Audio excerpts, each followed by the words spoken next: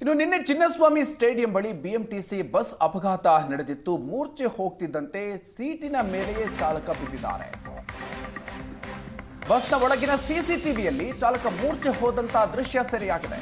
ಮೂರ್ಛೆಯ ಬಳಿಕ ಬಿಎಂಟಿಸಿ ಬಸ್ನಿಂದ ಸರಣಿ ಅಪಘಾತ ನಡೆದು ಹೋಗಿದೆ. ಏಕಾಏಕಿಯಾಗಿ 9 ವಾಹನಗಳಿಗೆ ಬಿಎಂಟಿಸಿ ಬಸ್ ಡಿಕ್ಕಿ ಹೊಡೆದಿದೆ. ಮೂರ್ಛೆ ಬಂದ ಕಾರಣ ಡ್ರೈವಿಂಗ್ ಸೀಟ್ ಮೇಲೆಯೇ ಚಾಲಕ ಬಿದ್ದಿರೋದು. ನಿನ್ನೆ ಚಿನ್ನಸ್ವಾಮಿ ಕ್ರೀಡಾಂಗಣದ 9ನೇ ಗೇಟ್ ಬಳಿ ನಡೆದಿರುವಂತಹ ಘಟನೆ. ಸರಣಿ ಅಪಘಾತ ನಡೆದಿದೆ.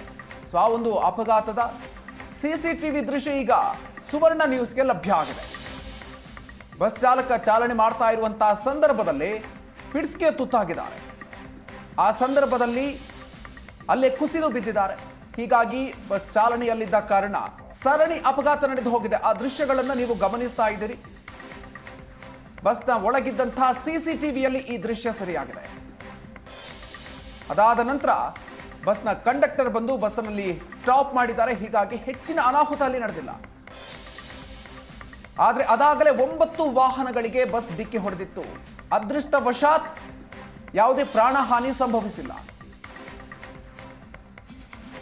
ಬಸ್ನ ಒಳಗಿನ ದೃಶ್ಯ ನಿಜಕ್ಕೂ ಕೂಡ ಆಘಾತಕಾರಿಯಾಗಿದೆ. ಬಸ್ ಚಾಲನೆ ಮಾಡ್ತಾ ಇದ್ದಂತಹ ಸಂದರ್ಭದಲ್ಲಿ ಪಿಡ್ಸ್ಗೆ ತುತ್ತಾಗಿದ್ದಾರೆ ಬಸ್ ಚಾಲಕ. ಆ ದೃಶ್ಯ ಸಿಸಿಟಿವಿಯಲ್ಲಿ ಸರಿಯಾಗಿದೆ.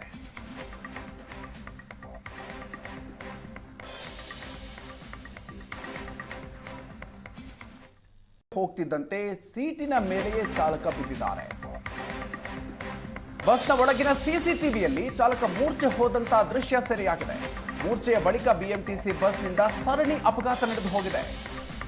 ಏಕಾಏಕಿಯಾಗಿ 9 ವಾಹನಗಳಿಗೆ ಬಿಎಂಟಿಸಿ ಬಸ್ ಡಿಕ್ಕಿ ಹೊಡೆದಿದೆ. ಮೂರ್ಛೆ ಬಂದ ಕಾರಣ ಡ್ರೈವಿಂಗ್ ಸೀಟ್ ಮೇಲೆಯೇ ಚಾಲಕ ಬಿದ್ದಿರೋದು. ನಿನ್ನೆ ಚಿನ್ನಸ್ವಾಮಿ ಕ್ರೀಡಾಂಗಣದ 9ನೇ ಗೇಟ್ ಬಳಿ ನಡೆದಿರುವಂತಹ ಘಟನೆ. ಸರಣಿ ಅಪಘಾತ ನಡೆದಿದೆ.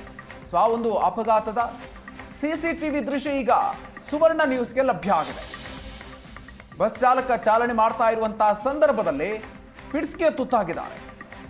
ಆ ಸಂದರ್ಭದಲ್ಲಿ ಅಲ್ಲೇ ಕುಸಿದು ಬಿದ್ದಿದ್ದಾರೆ. ಹೀಗಾಗಿ ಬಸ್ ಚಾಲನೆಯಲ್ಲಿದ್ದ ಕಾರಣ ಸರಣಿ ಅಪಘಾತ ನಡೆದು ಹೋಗಿದೆ. ಆ ದೃಶ್ಯಗಳನ್ನು ನೀವು ಗಮನಿಸ್ತಾ ಇದ್ದೀರಿ. ಬಸ್ನ ಒಳಗಿದ್ದಂತಹ ಸಿಸಿಟಿವಿಯಲ್ಲಿ ಈ ದೃಶ್ಯ ಸರಿಯಾಗಿದೆ.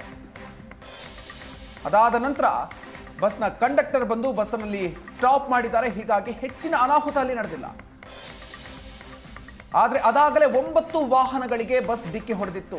ಅದೃಷ್ಟವಶಾತ್ ಯಾವುದೇ ಪ್ರಾಣಹಾನಿ ಸಂಭವಿಸಿಲ್ಲ. ಬಸ್ನ ಒಳಗಿನ ದೃಶ್ಯ ನಿಜಕ್ಕೂ ಕೂಡ ಆಘಾತಕಾರಿಯಾಗಿದೆ.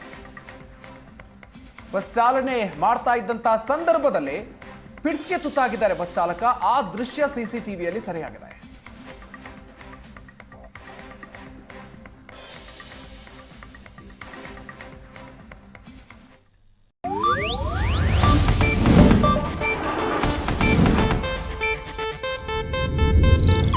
ಇದು ಏಷ್ಯಾನೆಟ್ ನ್ಯೂಸ್ ನೆಟ್ವರ್ಕ್ ಪ್ರಸ್ತುತಿ.